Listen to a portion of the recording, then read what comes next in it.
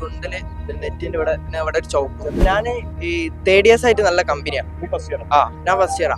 അങ്ങനെ ഒരു ego second ഇയേഴ്സിനുണ്ട്. സൂരജിനായിട്ട് വേറെ പ്രശ്നമുണ്ട്. ഓന്റെ വിജയിന്റെ ഏട്ടനായിട്ട് പണ്ടുള്ള പ്രശ്നം അത് ഇതിൽ തീർത്ത്. ആദ്യം ഒരു ഒന്നും തള്ളും ഒക്കെ കഴിഞ്ഞാലാണ് പിന്നെ അവരെ ആൾക്കാരെ കൂട്ടി വന്ന് സൂരജിനെ തല്ലി. അവരെ അച്ഛൻ വന്നിട്ടാണ് പ്രശ്നം ഉണ്ടാക്കിയത് ആദ്യം. നമസ്കാരം. കോഴിക്കോട് മായനാട് സ്വദേശിയായ സൂരജ് എന്ന യുവാവ് കഴിഞ്ഞ ദിവസമാണ് ക്ഷേത്രോത്സവത്തിനിടെ പരിസരവാസികളിൽ നിന്ന് ക്രൂരമായ മർദ്ദനമേറ്റ് മെഡിക്കൽ കോളേജ് ആശുപത്രിയിൽ വെച്ച് ഇന്നലെ രാത്രിയോടുകൂടി മരണപ്പെടുന്നത്. ആ യുവാവിന്റെ മൃതദേഹം ഇപ്പോൾ കോഴിക്കോട് മെഡിക്കൽ കോളേജ് ആശുപത്രിയിൽ സൂക്ഷിച്ചിരിക്കുകയാണ്. ഏതാനും നിമിഷങ്ങൾക്ക് മൃതദേഹം ബന്ധുക്കൾക്ക് വിട്ടു നൽകും എന്നാണ് നമുക്ക് മനസ്സിലാക്കാൻ വേണ്ടി സാധിക്കുന്നത്. മുൻപ് ഈ സൂരജിന്റെ സുഹൃത്ത് ആയിട്ടുള്ള അശ്വന്തും അതുപോലെ തന്നെ ഈ കോളേജിൽ പഠിക്കുന്ന അതായത് നിലവിൽ പോലീസ് കസ്റ്റഡിയിലുള്ള മനോജിന്റെ രണ്ട് മക്കളായ വിജയ്, അജയ് ഇരുവരും ഇപ്പോൾ പോലീസ് കസ്റ്റഡിയിലാണുള്ളത്. ഇതിൽ വിജയുമായി ചില പ്രശ്നങ്ങൾ ഉണ്ടായിരുന്നു കോളേജിൽ വെച്ച്.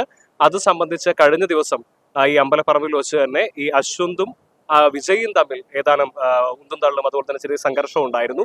ഇതിനെ തുടർന്ന് പിന്നീടാണ് പ്രശ്നം പരിഹരിക്കാമെന്ന് പറഞ്ഞുകൊണ്ട് പ്രദേശവാസിയും അതുപോലെ തന്നെ അശ്വന്തിന്റെ സുഹൃത്തു കൂടിയായിട്ടുള്ള സൂരജിനെ വിളിച്ചു കൂട്ടിക്കൊണ്ടുപോകുന്നതും അതിനുശേഷം സൂരജും ഈ പറയുന്ന മനോജിന്റെ മൂത്ത മകനായ അജയും തമ്മിലുള്ള പ്രശ്നത്തിന്റെ പേര് പറഞ്ഞുകൊണ്ട് സൂരജിനെ ക്രൂരമായി മർദ്ദിക്കുകയും അതുപോലെ തന്നെ വധിക്കുകയും ചെയ്തെന്നാണ് നമുക്ക് മനസ്സിലാക്കാൻ വേണ്ടി സാധിക്കുന്നത്.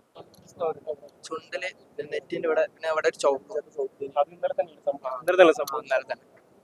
അശ്വന്തും ഈ പറയുന്ന പയ്യന്മാരും തമ്മിൽ ഒരു പ്രശ്നമില്ല. ഞാൻ ഈ തേർഡ് ഇയേഴ്സ് ആയിട്ട് നല്ല കമ്പനിയാണ്. ഞാൻ ഫസ്റ്റ് ഇയറാ. അങ്ങനെ ഒരു ഈഗോ സെക്കൻഡ് ഇയേഴ്സിനുണ്ട്. സൂരജ് ഇതിലേക്ക് എങ്ങനെയാ വരുന്നത്?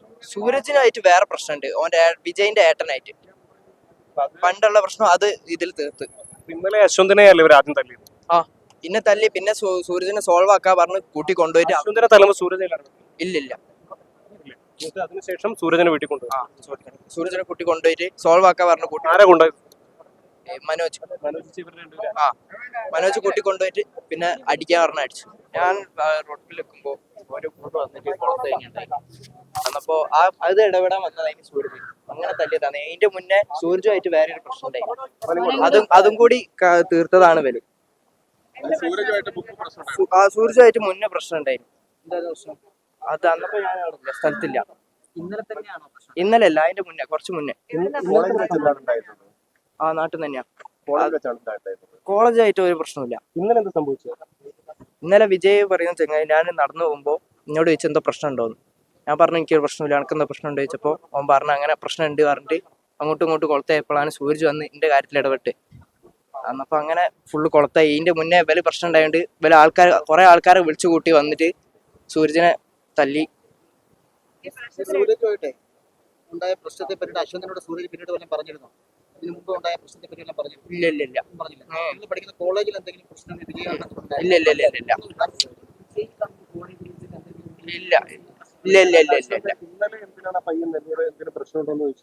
അത് ഞാൻ തേർഡ് ഇയേഴ്സിന്റെ എനിക്ക് തേർഡ് ഇയേഴ്സ് കുറെ കമ്പനിക്കാരുണ്ട്. ഓൻ സെക്കൻഡ് ഇയറാ. അതിന്റെ ഒരു ഈഗോ ഓൽക്കുണ്ട്. ഇല്ല, പ്രകടിപ്പിച്ചില്ല. അതാണ് നാട്ടിൽ നിന്ന് പ്രശ്നം ഉണ്ടായി.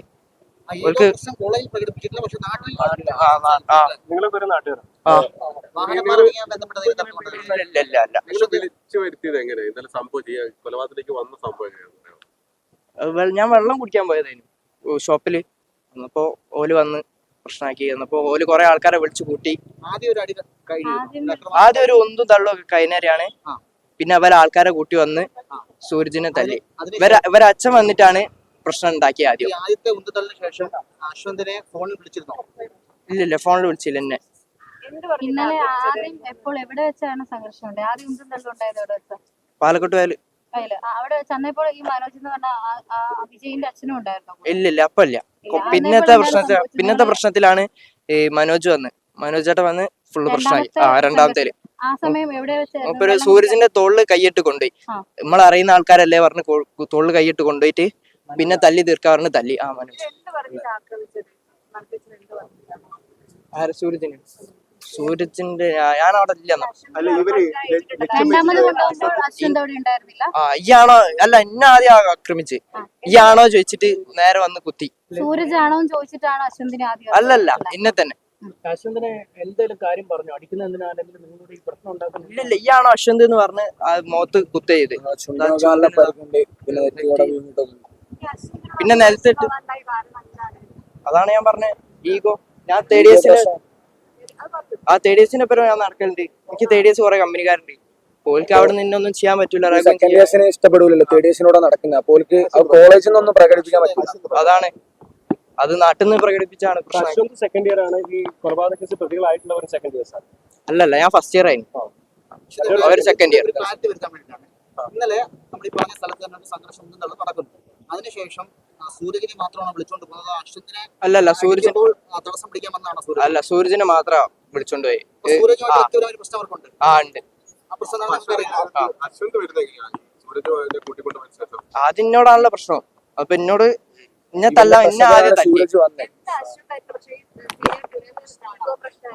ഈഗോ പ്രശ്നമാണ് വരുന്നത്. സുഹൃത്തുക്കളായിട്ടും സൂരജ് അശ്വതിനോട് പറഞ്ഞിട്ടില്ല അവരെന്നുള്ള പ്രശ്നം. നിങ്ങൾ നാട്ടുകാരല്ലേ, അപ്പൊ ആ പ്രശ്നം നിങ്ങൾക്ക് അറിയില്ല, അങ്ങനെയാണോ?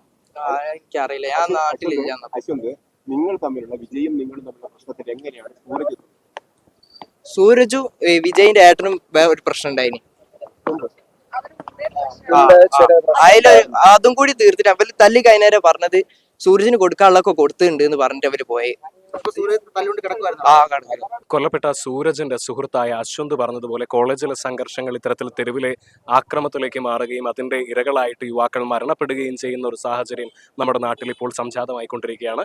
കഴിഞ്ഞ മാസമാണ് താമരശ്ശേരിയിൽ വെച്ച് സമാനമായ രീതിയിൽ ഷഹബാസ് എന്ന വിദ്യാർത്ഥി മരണപ്പെട്ടത്. അതിന്റെ ഒരു തുടർച്ചയെന്നോണം ഇപ്പോൾ കഴിഞ്ഞ ദിവസം രാത്രിയിൽ അമ്പലപ്പറമ്പിലുണ്ടായ സംഘർഷമല്ല, വ്യക്തമായിട്ട് പറയുകയാണെങ്കിൽ കോളേജിൽ വെച്ചുണ്ടായ സംഘർഷത്തിന്റെയും തർക്കത്തിന്റെയും ചില ഈഗോ ക്ലാഷുകളുടെയും തുടർച്ചയായിട്ട് അമ്പലത്തിൽ ഉത്സവത്തിനിടെയുണ്ടായ സംഘർഷത്തിന്റെ ഭാഗമായി സൂരജ് എന്ന യുവാവ് ഇപ്പോൾ മരണപ്പെട്ടിരിക്കുകയാണ്. സൂരജിന്റെ മൃതദേഹം ഇപ്പോൾ പോസ്റ്റ്മോർട്ടം നടപടികൾക്ക് വേണ്ടി കോഴിക്കോട് മെഡിക്കൽ കോളേജ് ആശുപത്രിയിൽ സൂക്ഷിച്ചിരിക്കുകയാണ്.